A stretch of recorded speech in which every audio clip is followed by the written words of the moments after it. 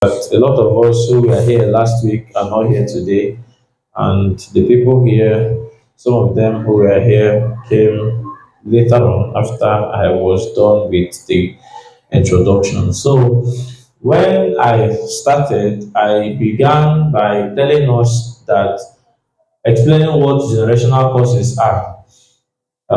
We don't just want, we as a ministry, Eliakim, keep quiet.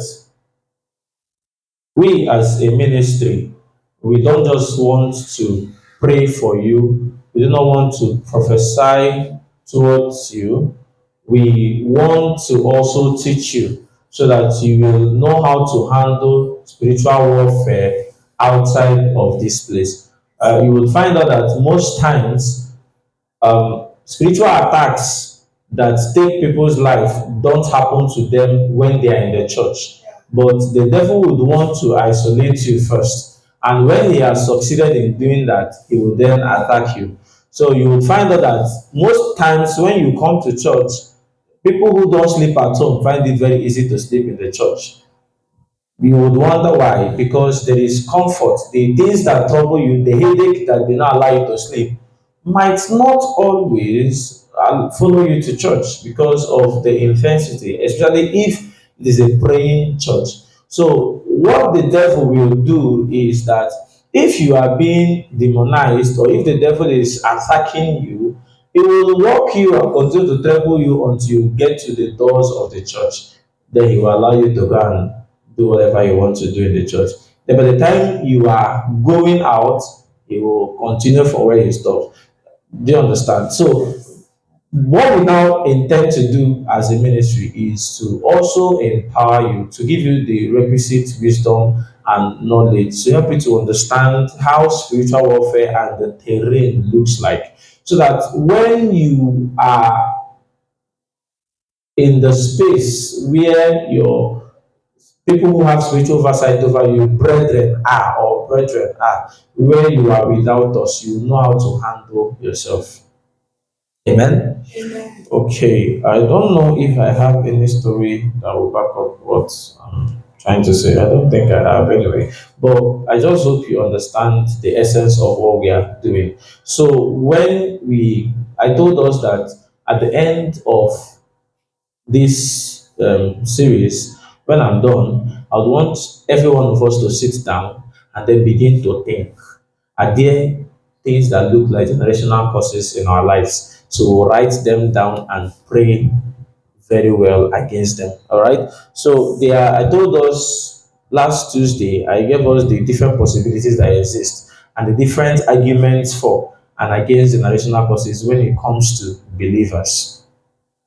So I define generational causes as a proclamation of one divine judgment or a call of misfortune against someone.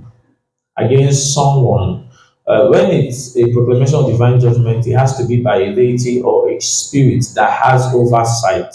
Not always God, but also spiritual deities like village deities and the rest of them. Those ones have power to generate effects. So, someone help me arrange those children. Emmanuel, please help me. So, I also told us that someone can also decide that I am going to place a curse on you. So you make a call that you have a misfortune, misfortune will befall you. And then it can just be placed as a single thing. The effect might just be singular. What do I mean by singular? The effect might just be for a particular situation or for a particular person. But there are times when it can be passed down from one person to another person. Amen? Now, generational curses cannot be passed sideways. You know, we have four cardinal points, right? We have the north, we have the south, we have the east, and we have the west. So, when we talk about the east and the west, just assume that we have four sides. We have the one my up here, right? Then you have the depth, then you have the width, the both sides of the width, right? So generational curses cannot be passed from down to up. They can only be passed from up to down, and it cannot be passed from side to side. Are we together? What I mean is this, that whenever we talk about generational curses, it has to be passed down from someone who is ahead to the next person. That also generational curses don't have direct effect because it is not passed side to side.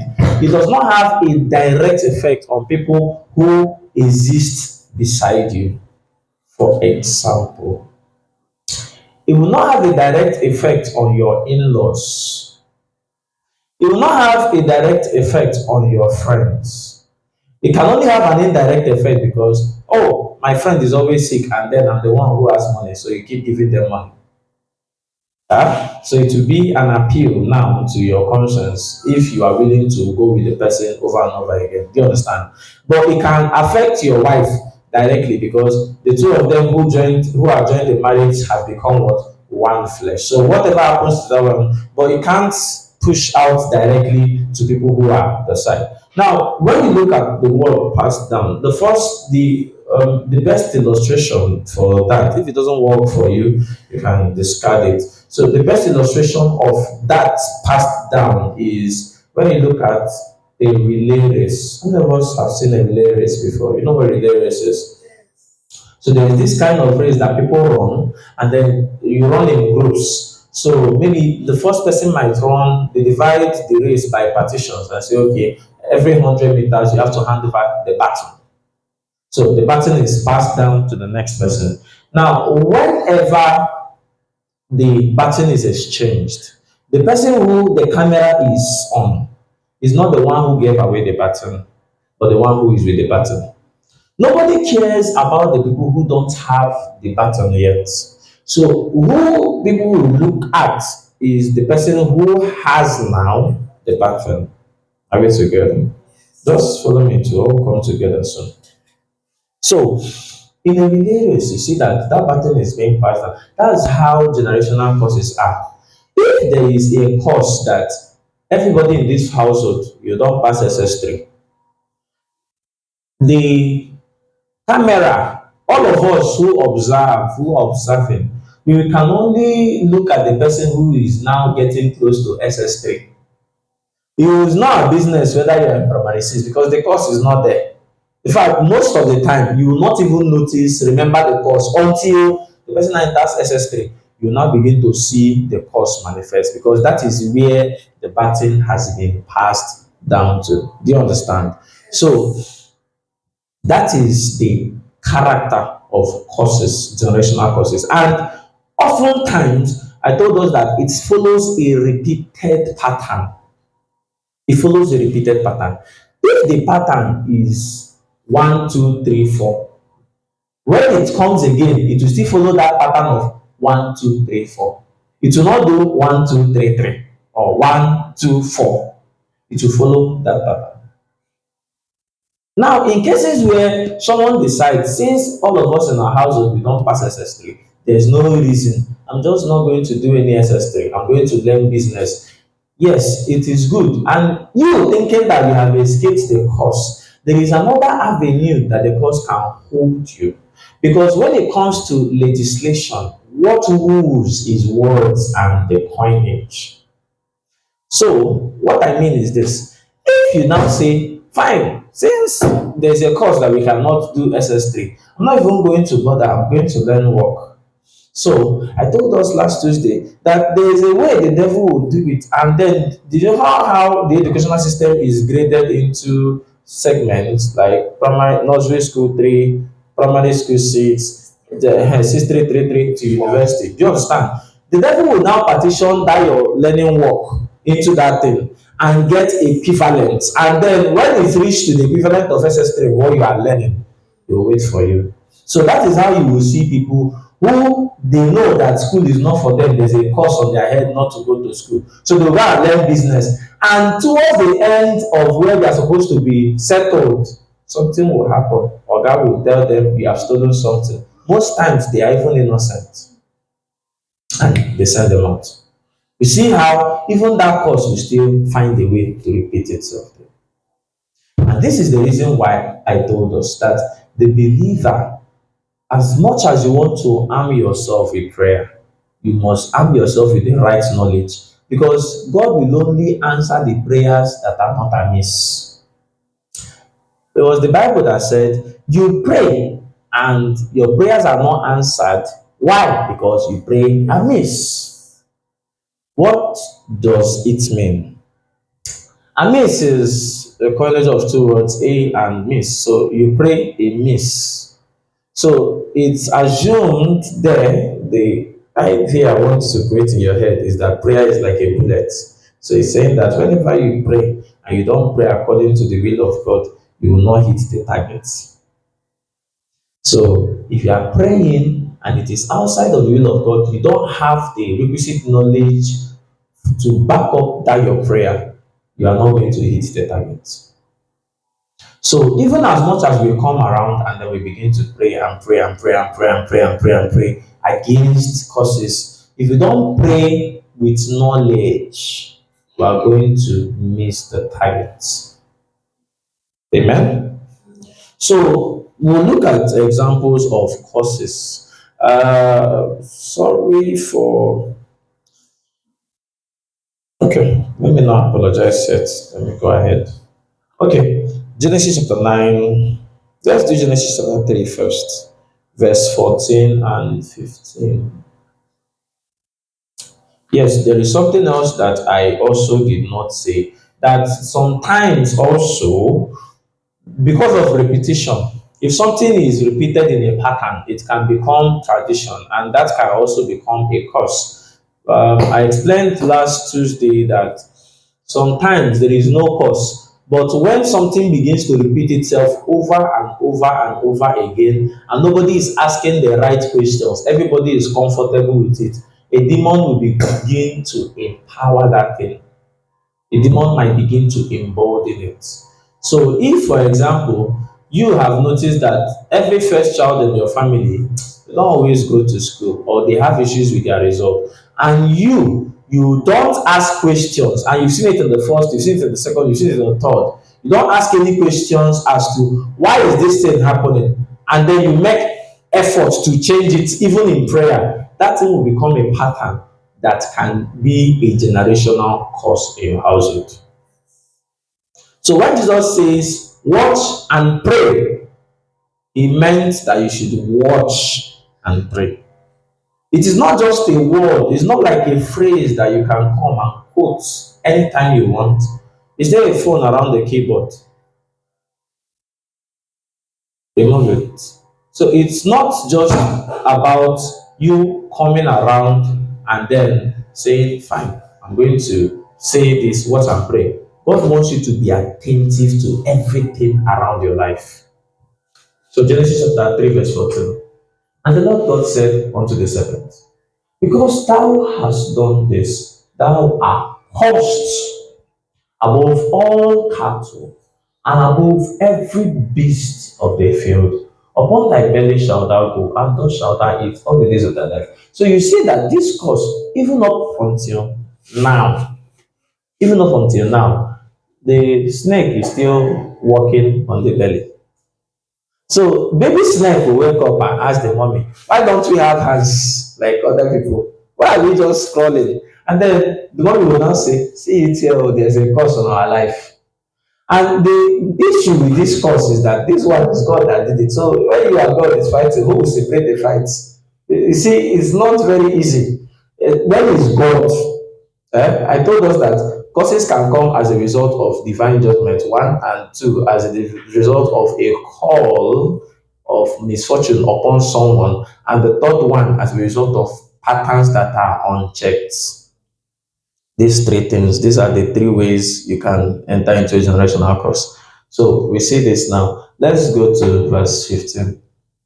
All right, thank you so much. It's better. And I will put enmity between thee and the woman, and between thy seed and her seed. It shall bruise thy head, and thou shalt bruise his heel. Good. Genesis chapter 9, verse 25 to 27.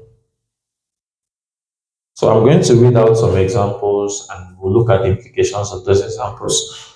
Genesis chapter 9, And he said, Cursed be Canaan. This is Noah. This is Noah. That cursed be Canaan, a servant. So you see, this one is not a divine proclamation. This is a father uh, saying something against the son. So this is the second example of that kind of curse that we're looking at. I will check if I'll see an example of the third one in the Bible.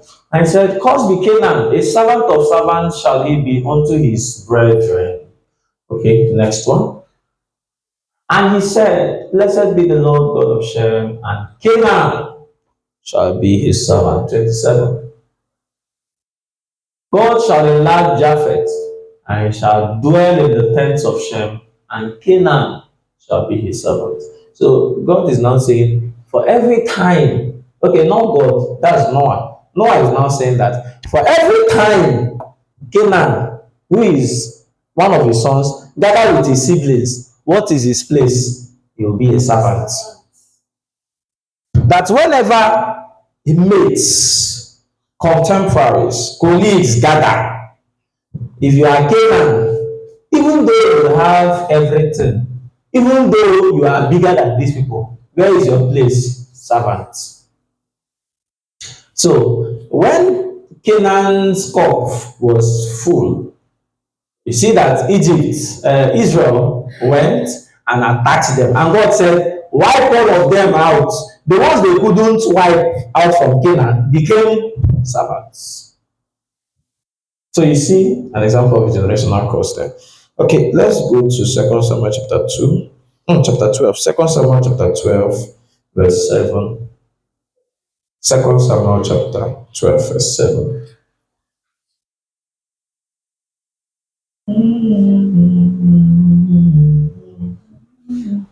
And Nathan said to David, Thou art the man, thus saith the Lord God of Israel. I anointed thee king over Israel, and I delivered thee out of the hand of Saul. Next.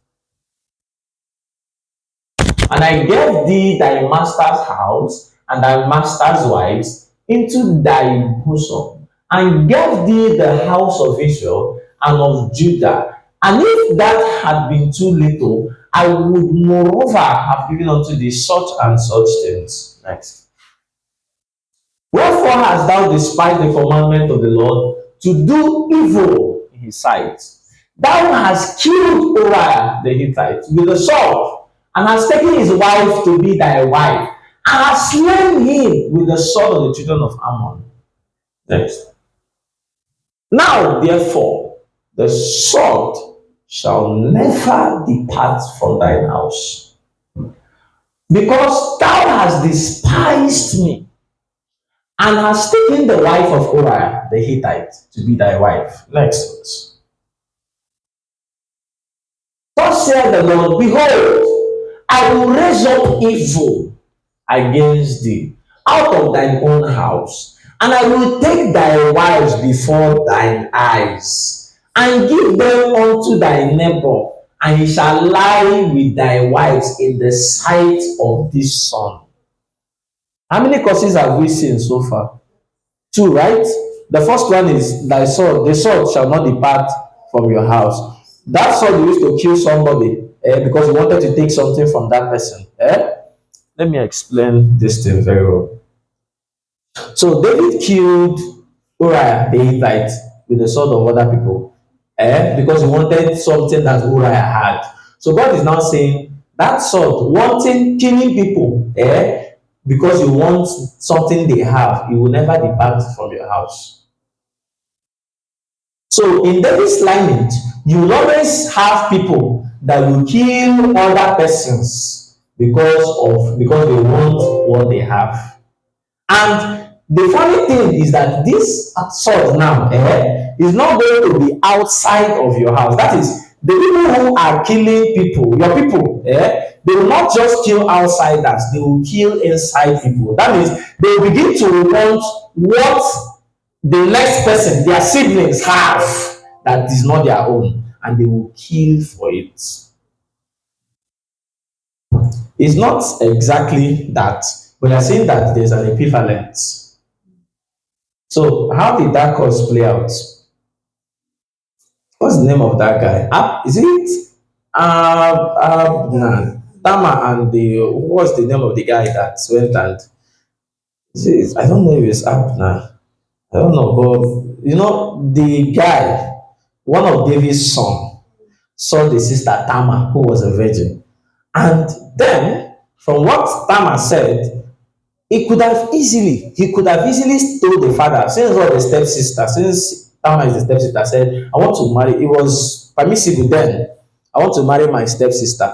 That is, you are free. But the guy did not want that, and he was in love.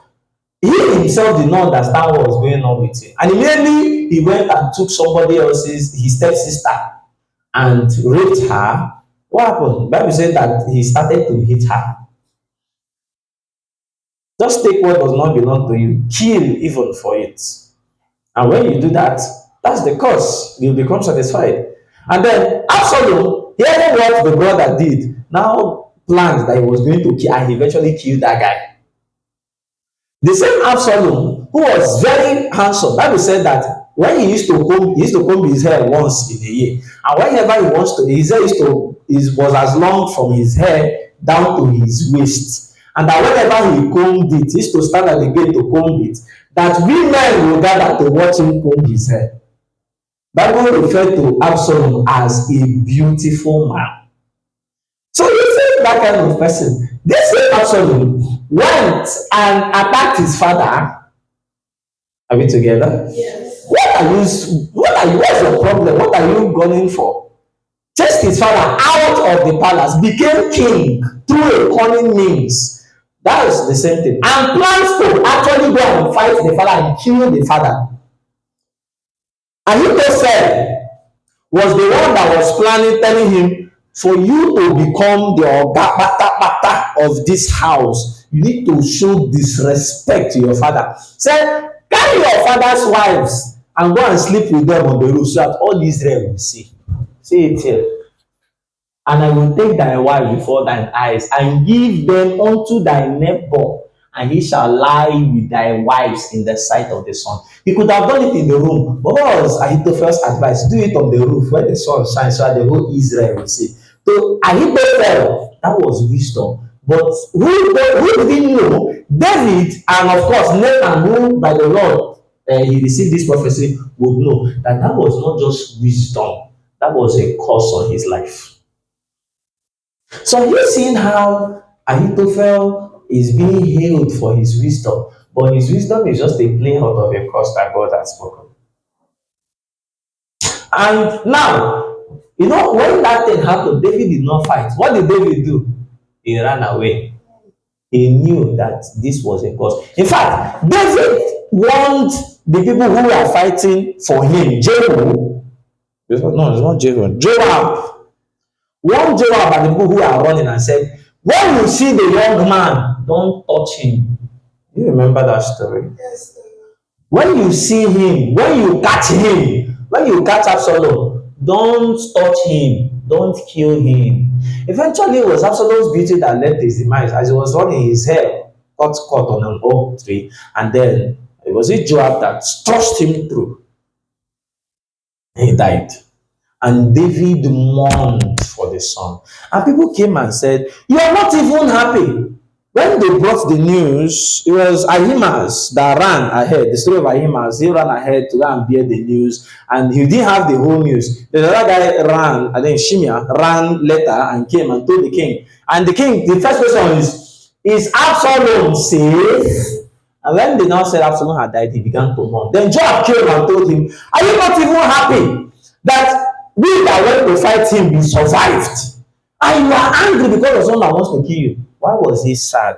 He was sad because he knew that this is a curse that is playing out. Everything that happened to Absalom was his fault. Are we together? Look at the next verse. For thou did it secretly, but I will do this thing before all Israel and before the sun. This is God placing a curse. This is a proclamation of divine judgment. is God. And I told us then that when it comes to God, if you come to me now, and you have a generational curse in your family, and we check and find out it is God, I'll first of all retreat first, give you what's distance. What's that thing called in Ebola? When coronavirus came, that is, I'll give you social distance first for my life. Then I will now call you on phone. That kind of thing we don't do physically. I will call you to advise you on what to do.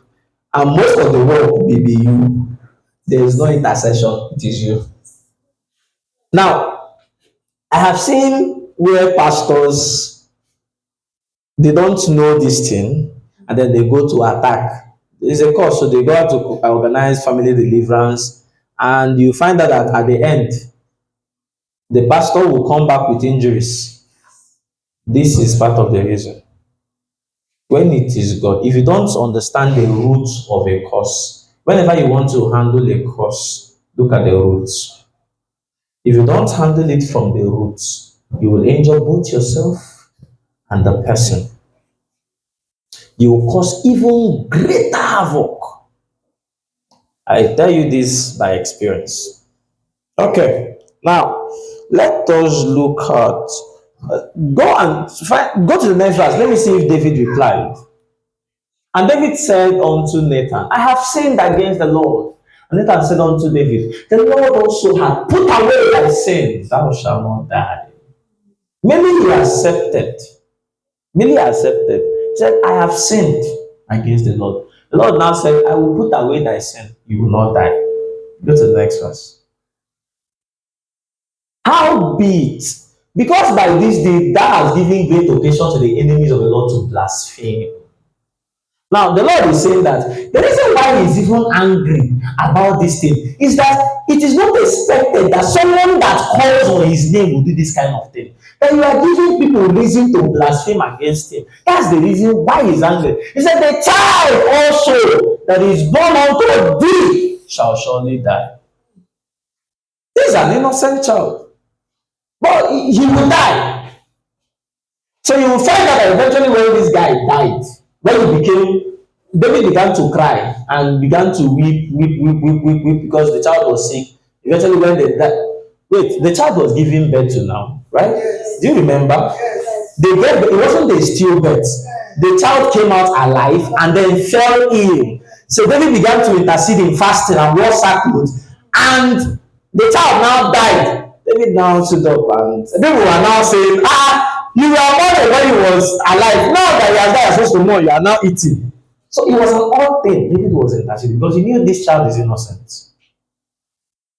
And this thing ruined his family. It was because of how this child died. It pains David greatly. And David said, whoever is going to be born from Bathsheba, will now be the one that will succeed. That was how David said he was going to resolve this. That was how Solomon came up. Solomon was not he was not the rightful heir. Hence, do you understand? But you see how he came up because this guy is trying to rectify a problem.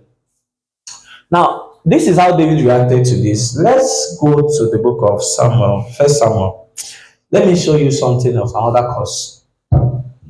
First Samuel give me chapter 4, verse 1. Let me trace it. Go to chapter 3, verse 1.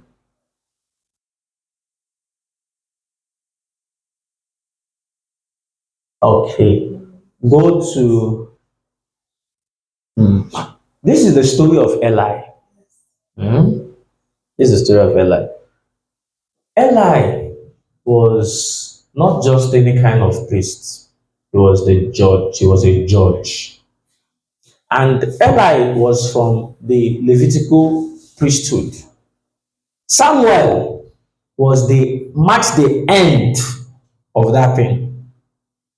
God had promised Aaron, the guy that had holy anger, that when, because of the cause of the stumbling block of Balak, Balaam.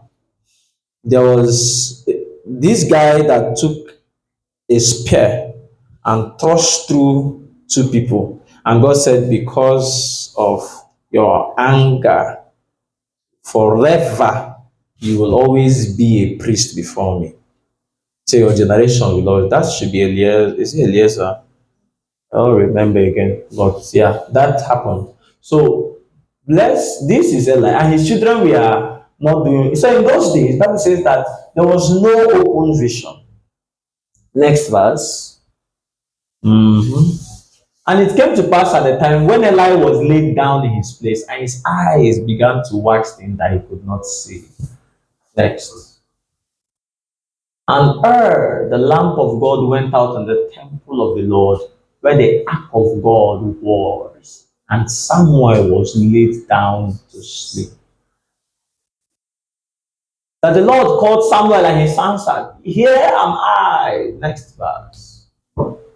And he ran unto Eli and said, Here am I, for thou calledst me. And he said, I called not. Lie down again. And he went and lay down. Next verse. Go to the next one. Now Samuel did not yet know the Lord, neither was. Is this still not an odd thing? And the Lord called it. Okay, verse 6. We've not read 6. And the Lord called it again Samuel. And Samuel arose and went to Eli and said, Here am I. Father, this called me. And I said, I called not, my son. Lie down again. Go to the next verse. There's something I want you to see. Now Samuel did not yet know the Lord. This is a boy who is living with a priest, who is ministering before. Go to verse 1. And the child Samuel ministered unto who? Eli. The Lord before Eli. Go to verse 7. Verse 7. Now Samuel did not yet know the Lord. Who was he then ministering to?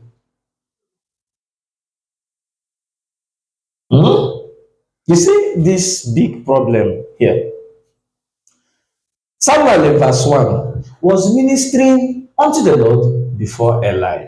Now, Bible was, that's words have consequences. And I love how the Bible is scripted. Beautiful. So you see that Bible did not say that Samuel was ministering before them, ministering unto the Lord. Bible said that Samuel was ministering unto the Lord before Eli. What does it mean? It means that whatever Samuel knew of God, he only knew what Eli knew. So Samuel did not know God directly. Samuel knew only what was available to him through Eli. Now, when God now began to call Samuel, the only thing Samuel knew was how to speak to God, not directly, but through Eli. So even though it felt strange that that voice, he couldn't recognize it. Then he could only assume, even if it were to be God, I have to go back and meet with Eli. Now, Eli could not teach Samuel, who he referred to as my son, how to know the Lord. Do you remember, or have you come across the Bible passage where Jesus spoke to the Pharisees and said, You anointed sepulchres, that you have so blocked the entrance of the synagogue of God, you don't allow people to enter. You don't enter. And you don't also allow people, see their grandfather here, Eli. So they don't know God, they don't want you to enter, they don't enter too. So if you want to enter, they make sure they make it difficult. They will even advise you on how to enter. See their grandfather, this is where he started from, Eli. If you but when you just see somebody, a man of God, who only prays for you and doesn't teach you how to know God directly, see their grandfather. Trace it. You don't even need to ask them who their father in the Lord is. See it, Eli is from this place. Now, let's go to the next verse. I've removed the signal. All right. And the Lord called Samuel again the third time, and he arose and went to Eli and said, Here am I, for thou didst call me. And Eli perceived that the Lord had called the child. Next verse.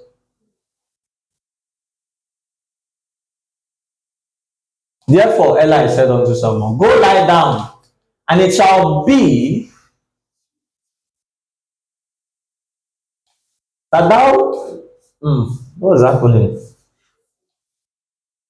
If he call thee, that thou shalt say, speak, Lord, for thy servant heareth. So Samuel went and lay down in his place. This guy did not say, it is the Lord that is talking. No. He said, if you hear that voice again, just say, speak, Lord. You don't understand the problem. Now, let me bring it home. I'm here, right? So maybe, let's say you want to get to know mommy through me.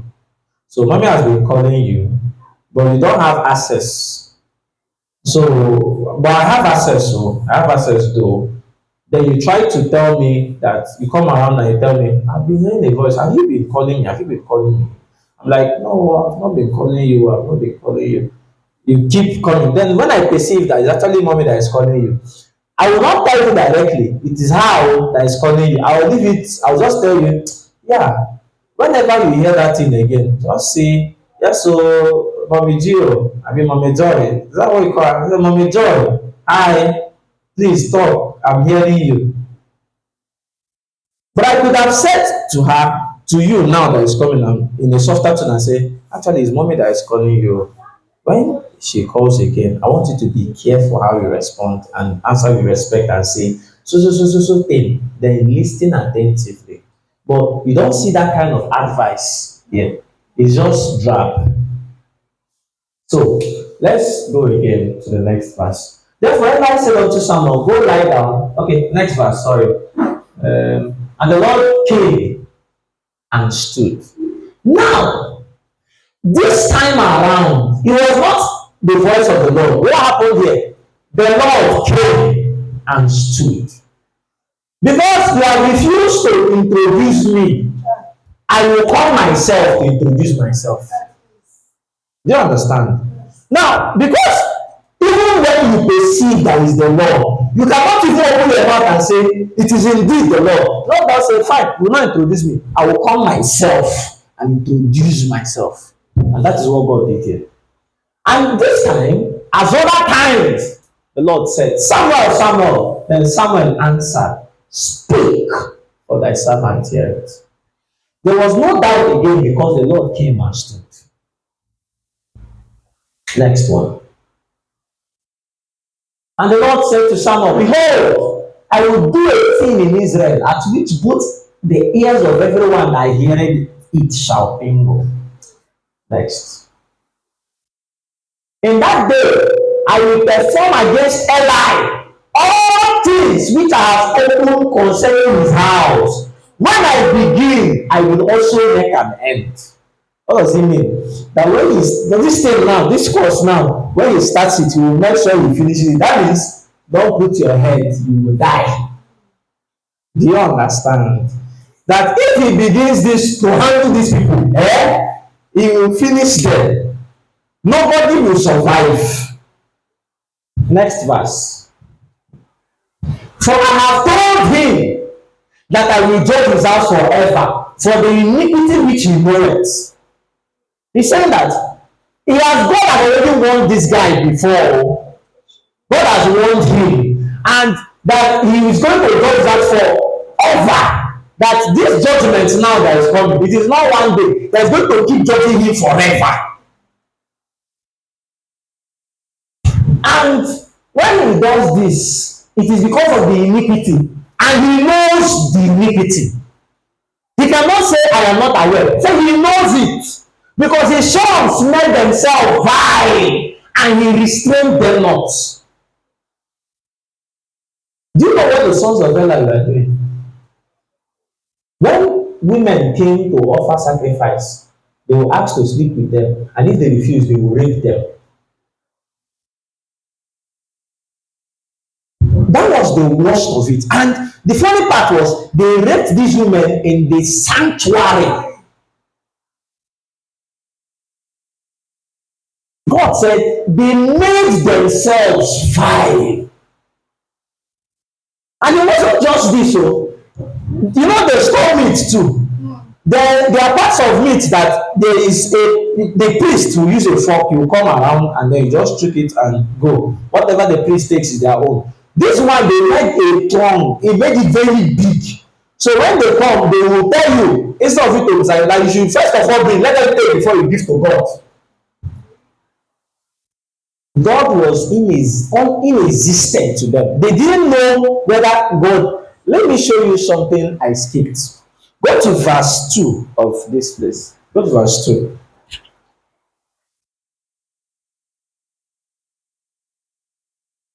Go to verse 3.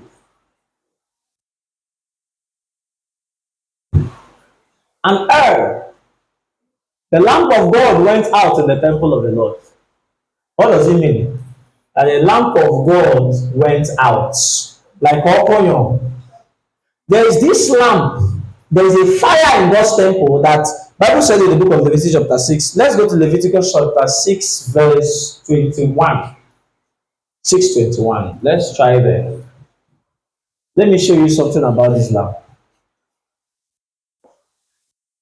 No, find the place where he said in this chapter, said, and the lamp, let the fire on the altar never go out. Find it, that should burn perpetually, like it's in this chapter 6.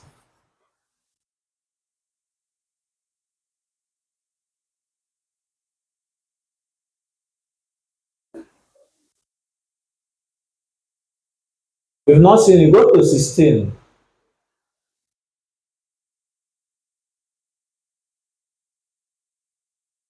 If not, it's still. Just find it. Help me look for it. If you have a Bible, just help me look for it. Um, not with my phone here. You will see a place where the Bible said the fire on the altar should not be put out. I put it now. Aha, 13. The fire shall ever be burning upon the altar, it shall never go out. This fire, it must burn. But you see what happened that in Eli's time, what happened to this fire? It went out. The fire will eventually come back. It didn't even come back during the time of Samuel. And the funny thing with this fire is that no man can light it by themselves. That the fire fell and God lighted it himself. There was a time some priests carried their own incense. And the Bible said that they offered strange fire before the Lord. And God, the Bible said the Lord opened the ground and swallowed them alive. Alive. The ground, not earthquake, he opened. Psalm said that hell opened its mouth and took them. Now, when Solomon finished the temple, Bible says he offered sacrifices and fire fell again. That was how that fire was rekindled by God. But during Eli's time, because of what his children were doing, the fire went out. And he didn't care. People still came and warned this guy. Go back to our first Samuel chapter. First Samuel chapter what? 6, ba? Abi chapter 2 or 3. Go back to that place. Let's go to chapter. Eliakim, you say it's chapter 2. Uh-huh. Go back to it. I think it's 3. Chapter 3. Go back to chapter 3. Yeah, go to 17. That should be where we are.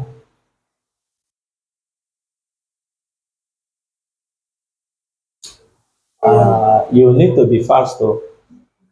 17, quickly.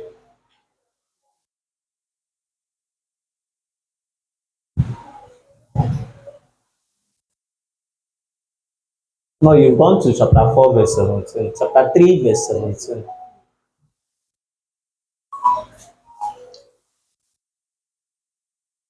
What is going on? Aha. Okay. Someone now says, no, go to 16. Let's get to where someone began to talk. Then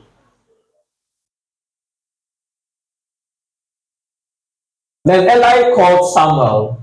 No, we've missed the course itself. Go to 13. We've missed the course. Or start from 10.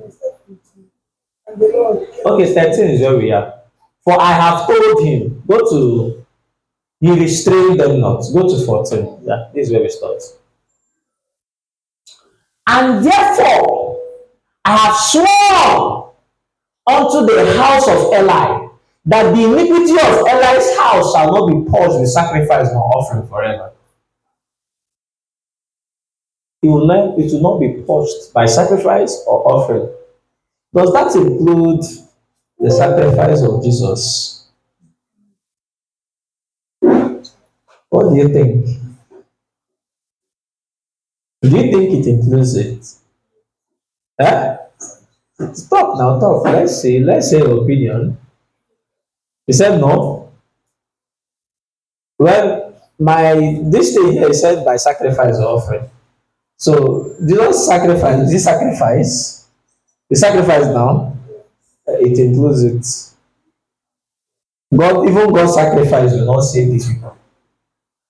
That's what God is saying. Okay, let's. And Samuel wait until the morning and opened the doors of the house of the Lord. And Samuel feared to show Eli the vision. Now, you see the language used here. Not Samuel feared to tell, Samuel feared to show. Because at this time, Samuel now knows the Lord himself. So he can not just hear and tell you, he can show you what God has seen.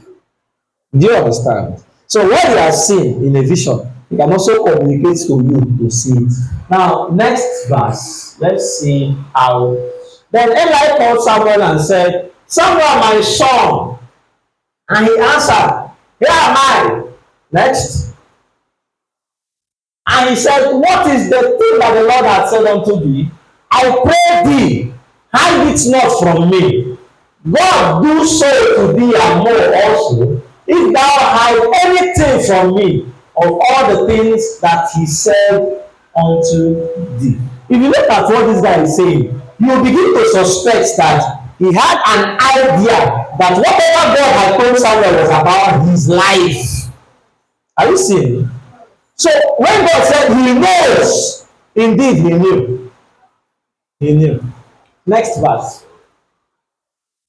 And Samuel told him everything and hid nothing from him. And he said, it is the Lord. Let him do what seemeth him good.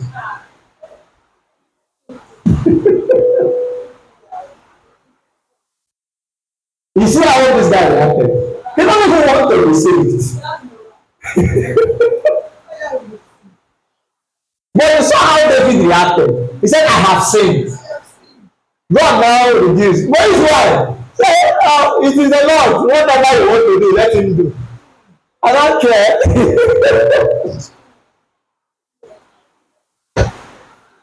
It's terrible. Very terrible. And that is the reason why how he died. Ah, what God did to these people's family, Eli's family. Jesus. God said, what I am about to do, behold, any ear that will hear it will tingle. Any ear that will hear it will tingle. And whenever I read this story, his lineage and how it ended. Okay, I will show you an example. Let's go to chapter 4. Let's go to chapter 4. No, sorry, what's the time now? I'm not going to. That's it. I think I will round up, then we'll continue from next time. Okay, okay. So go to verse 5. The Philistines were fighting and pitched. Or let's start from 1. Let's start from verse 1. Let me read 1 and then pick up. And the word of Samuel came to all Israel. Now Israel went out against the Philistines to battle and pitched beside Ebenezer. What is Ebenezer? My stone of head, only you are. Like they are singing this song and they are going. And they pitched beside the song. They found the rock that will help them, and they stayed by that rock. The children of Israel. It wasn't just the children of Eli, it was who that stayed? The children of Israel.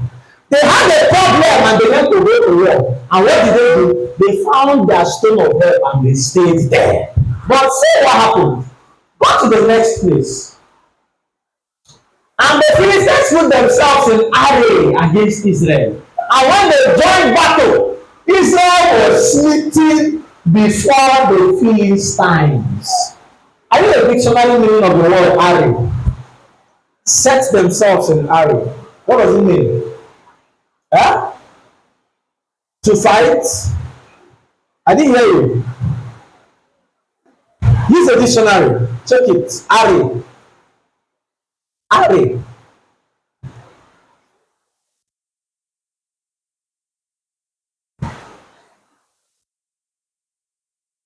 Anybody?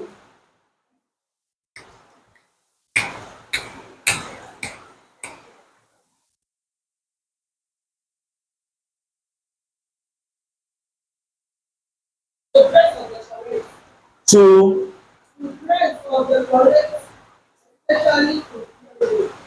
to dress or decorate a massive attire. Okay, that's not the one we are looking at. What's the next one there? An array of troops in a battle order. I need another one. Any other definition? Laid out orderly or logically in a line or as if in a line. Okay, to line yourselves up. Okay, now what that means is that when Israel pitched them, do you have another one? Yeah, read, let me hear. And some of people by a single barrier instead of many separate That one is masses. I don't even understand what they are saying. To put together, to be together. So they arranged themselves together against Israel.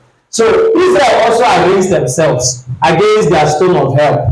But you see that these guys did not even need to arrange themselves with any other deity, but they went to fight these guys who stood with God, and the people who stood with God what? Lost.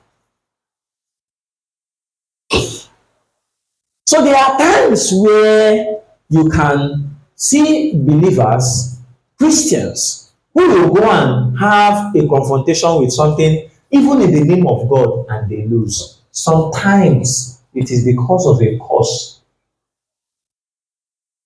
Now, let's see. Do you know, remember the first verse? Bible said that, and the word of the Lord came to Samuel. That was before they went to battle. The word of the Lord came. Let's go to the next verse. And when the people were coming to the camp, and the elders of Israel said, wherefore are the Lord smitten us today before the Philistines? Look at the people who are complaining, the elders of Israel. What happened to Eli?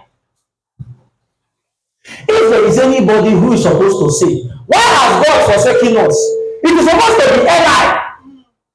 But Eli did not say a thing. Now, see, wherefore are the Lord smitten us today? Now, the elders of Israel understood that it is not even the Philistines that smote us. It is you, the Lord. That if we are losing this battle, it is not because these guys are strong. It is because the Lord has given us away to them. They understood what is going on.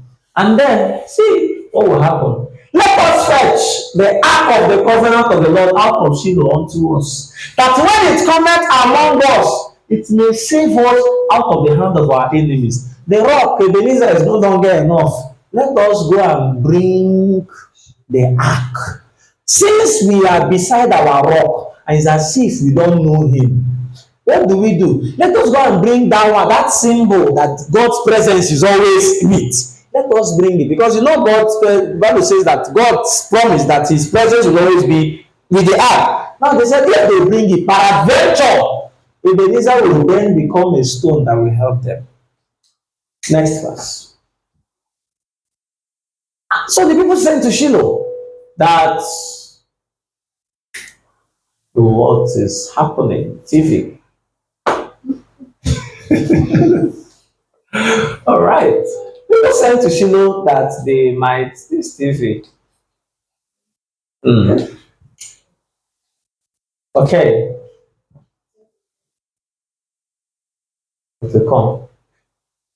From thence, that it might bring from thence the ark of the covenant of the Lord of hosts, which dwelleth between the cherubims. And guess who the two people that went to bring the ark were? The two sons of Eli. People who have a curse over their head. Hophni and Phinehas were there with the ark of the covenant of God without fear. These people who have committed all these atrocities, see, whenever I find myself doing the wrong things, when I find myself making mistakes, and then maybe I'm falling into a sin or I'm backsliding, I take a step away from this pulpit. I use it. Even if you pay me, I will not go. Even if there are places you go, they give you big envelope, I will not go. I need to save my life. Because sometimes, God says, I will show mercy to whom I wish to show mercy. It is not guaranteed though. It means that mercy is him that will decide whether or not to show it. David said it is a fearful thing to fall into the hands of the Lord. When a minister, you realize that something, don't go and start speaking English and say the vessel is no, the vessel is contaminated, but the content is intact. When God come, both content and vessel will not survive. Oh. Ah. And God is careful. Bible says that it is only the vessel that has purged himself that he will use. You've not read that place in the Bible? Book of Second Timothy. He said in the last man's house there are a lot of vessels, and there are vessels of silver and gold. But that if a man should purge himself of these things, he said that will be a vessel unto honor. If you decide that you will not purge yourself, there is another master that can use that saying. The container is contaminated, but the content nothing do am. There's another master that will use it, and that master was the one helping these two men of whatever they were.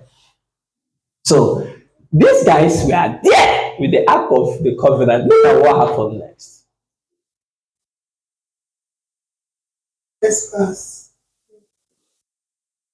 And when the ark of the covenant of the Lord came into the camp, all Israel shouted with a great shout, so that the earth rang again. Next.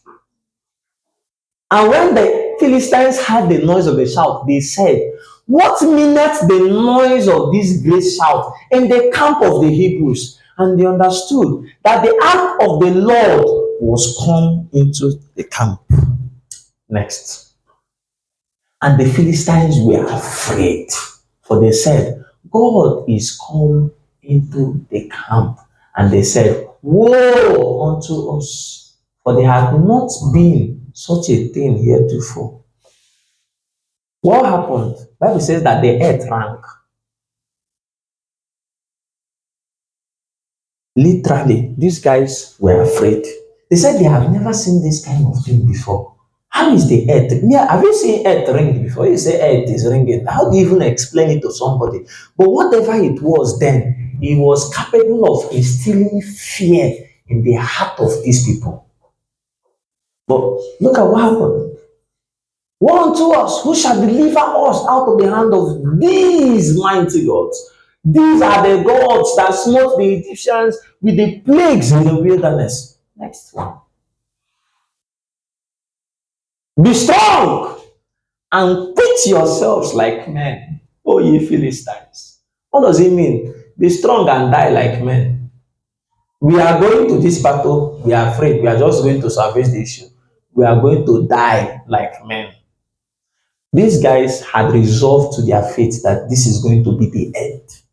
They knew the Lord. They were afraid of the Lord. But the people who were carrying these ones, look at this idiot Eli. God forgive me, he's not an idiot. Look at this guy that said to himself, he's God now, let him do whatever. But we are seeing how other people are fearing this God. And now when he said that ye be not servants unto Hebrews as they have been to you. Die instead. It's better we die than to be servants. So they went to the field to die. Look at the next verse. And the Philistines fought, and Israel was smitten, and they fled every man into his tent. And there was a very great slaughter, for there fell of Israel 30,000 footmen. Israel was not the one that was cursed, it was the house of Eli. That is, But you seeing is having an indirect implication to Israel. Next one. And the ark of God was taken, and the two sons of Eli, Hophni and Phinehas, were slain. Next one. And there ran a man of Benjamin out of the army and came to Shiloh the same day with his clothes rent and with earth upon his head.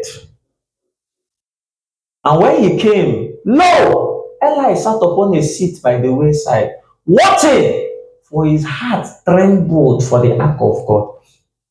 He was scared that they were going to lose and something will happen to the ark. The ark was never meant to leave Israel on no occasion. But this guy, of course, the fire that was not supposed to go down, you see how even the morals of the ethics of the temple, he couldn't even keep.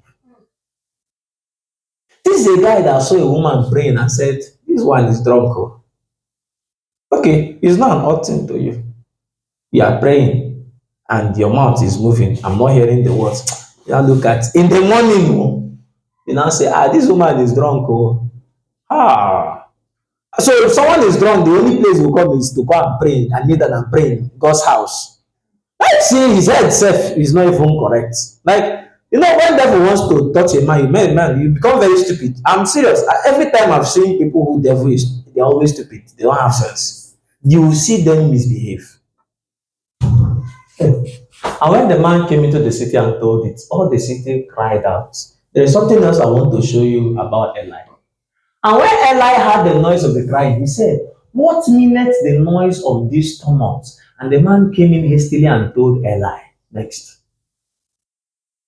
Now Eli was 98 years, and his eyes were dim that he could not see. Next. And the man said unto Eli, I am he that came out of the army, and I fled today out of the army. And he said, what is there done, my son? And the messenger answered and said, Israel is fled before the Philistines, and there had been also a great slaughter among the people. And thy two sons also, Hophni and Phinehas, are dead, and the ark of God is taken. Next. And it came to pass, when he made mention of the ark of God, that he fell from off the seat backward by the side of the gate, and his neck brake, and he died. For he was an old man and heavy, and he had judged Israel 40 years. I want you to know something. The reason why he died when he fell back was one. He said that he was an old man, and not just any old man, he was fat. This is someone who is supposed to be a priest. That your children are misbehaving. You are busy getting fat. He was what killed him. God has a sense of humor. The next verse. So let's read the next one.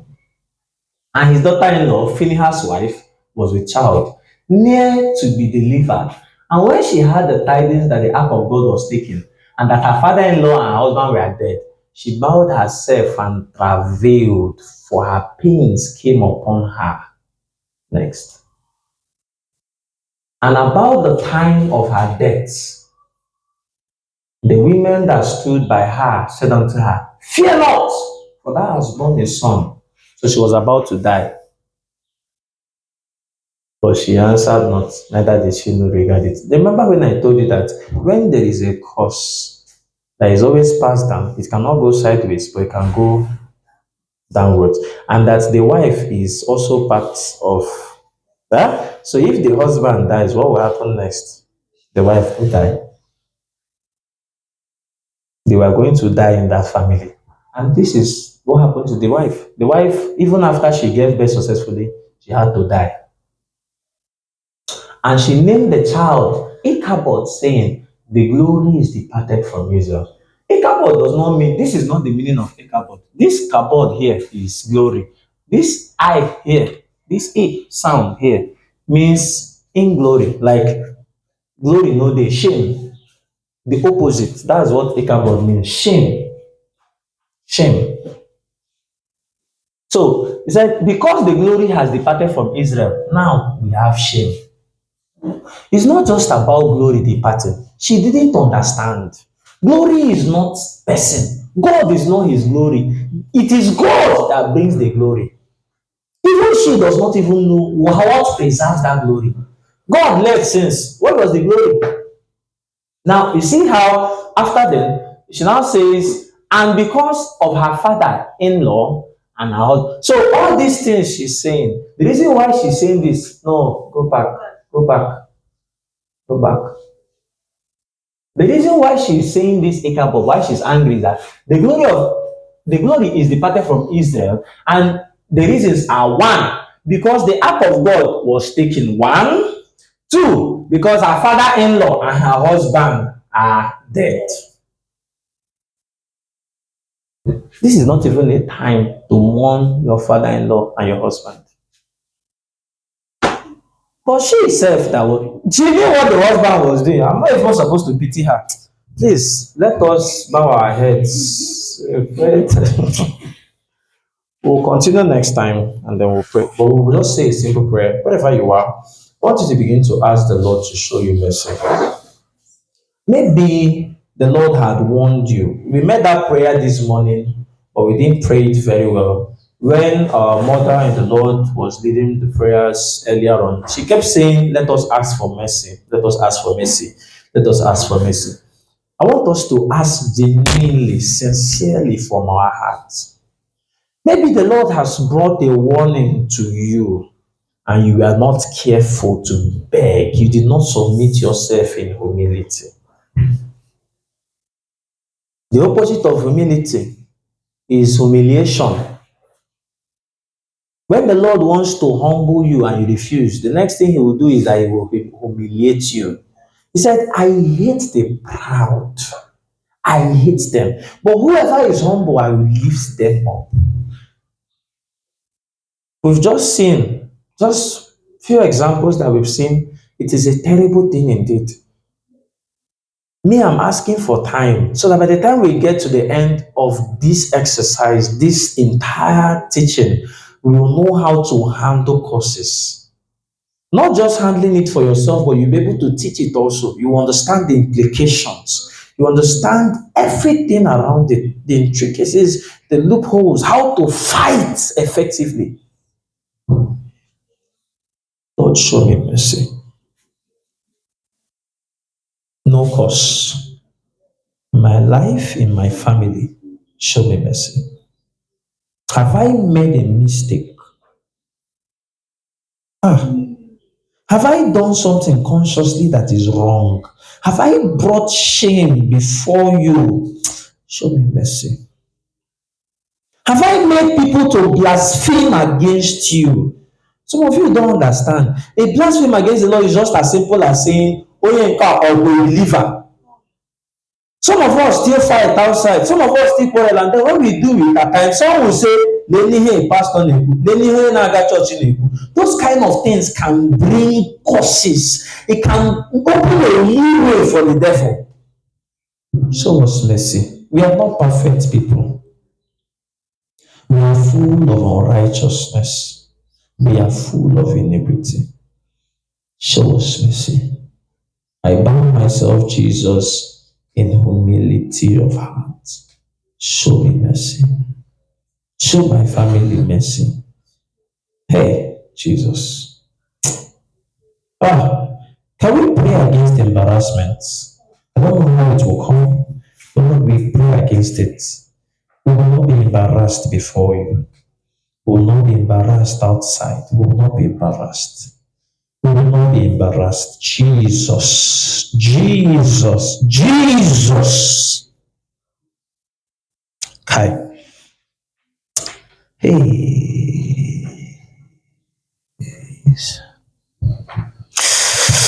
Ah, Jesus. Kosis. Jesus. Jesus. Ah.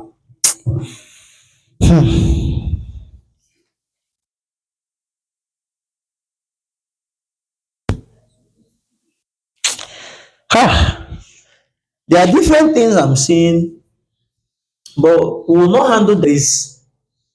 How the car a chafo is like a tie, a scarf over your head. It's covering your crown. And what it means is that even though you get a crown, it will always be covered. Even though you get MSc, you get PhD, even if any good thing happens, people will never know of it. Whatever is supposed to give you an advantage, that cause hides it. It hides it.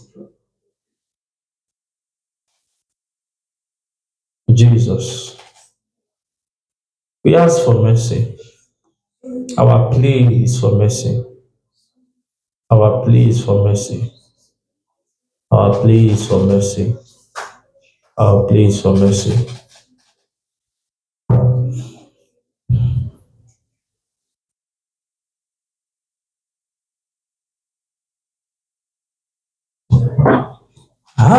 Amaro nipuri niye. Amaro nadibochi zure. Yesitara